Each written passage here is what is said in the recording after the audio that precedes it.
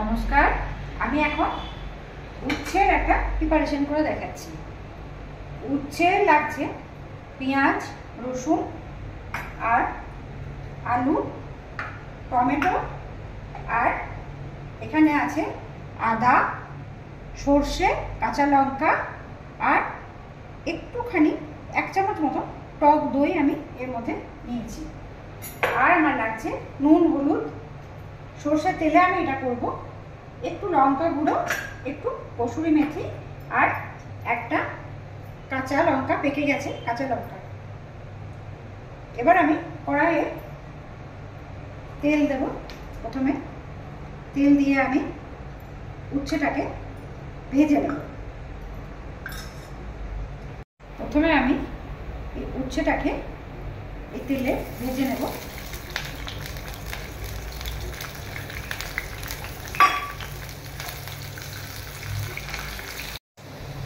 কেউ যদি তেতো খুব বেশি পছন্দ না করে তাহলে একটু বেশি ভাজবেন লাল লাল করে, আর কেউ যদি একটু তেতো পছন্দ করে তাহলে একটু কম ভাজবেন, তাহলে তেতোর ব্যালেন্সটা হয়ে যাবে, যে যেরকম পছন্দ করে।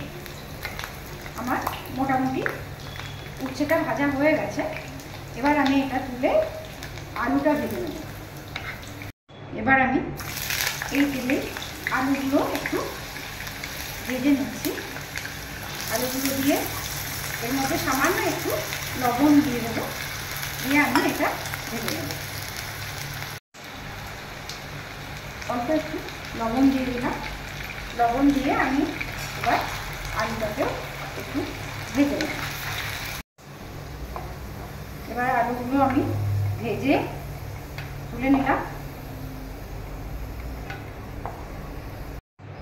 এবার কড়াইয়ে আমি একটু 5 ফোড়ন দিয়ে দিলাম।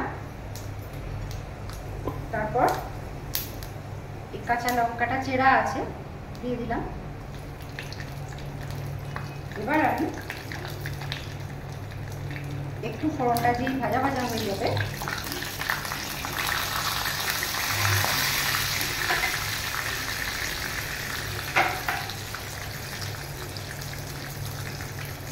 আমি পেঁয়াজটা দিয়ে দিলাম। যেরকম আলুটা কেটেছি, যে লম্বা করে উচ্ছেটা সেরকম কেটেছি, পেঁয়াজটাও আমি সেরকম করে কেটে নিয়েছি। পেঁয়াজটা, রসুনটা আমি দিয়ে দিলাম। এবার আমি ফোড়নটাকে একটু ভালো করে ভাজবো। পেঁয়াজটা খুব বেশি ভাজা হবে না, একটু থাকবে, একটু সামান্য ব্রাউন হলে আমি এটার মধ্যে আবার টমেটোটা দিয়ে দেবো। পেঁয়াজটা আমার হালকা করে ভাজা হয়ে গেছে। এবার আমি এই টমেটোটা দিয়ে দেবো। টমেটোটা দিয়ে আমি সামান্য একটু এর মধ্যে লবণ দিয়ে দেবো, টমেটোটা গলে যাবে।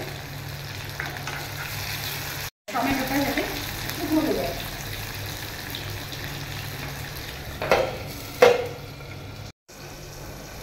এবার আমি ঢাকাটা খুলে নিলাম। টমেটোগুলো আমার গলে গেছে। এবার আমি এর মধ্যে একটু লঙ্কা গুঁড়ো দিয়ে দিলাম।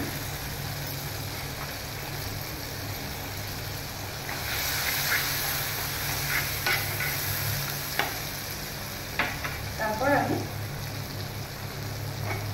এই যে সর্ষে, আদা, কাঁচা লঙ্কা আর 1 চামচ টক দই দিয়ে আমি পেস্টটা করে রেখেছি, এটা আমি কিছুটা দিয়ে দিলাম।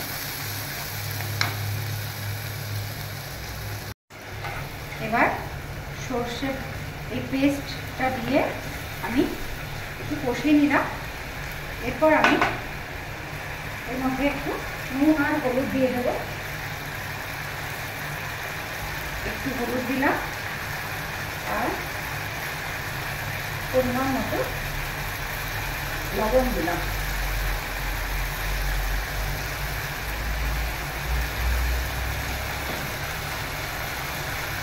তারপর এটা কষানো হয়ে গেছে। আমি এর মধ্যে উচ্ছে আর আলু যেটা ভেজে রেখেছি ভাতটা আমি দিয়ে দেবো।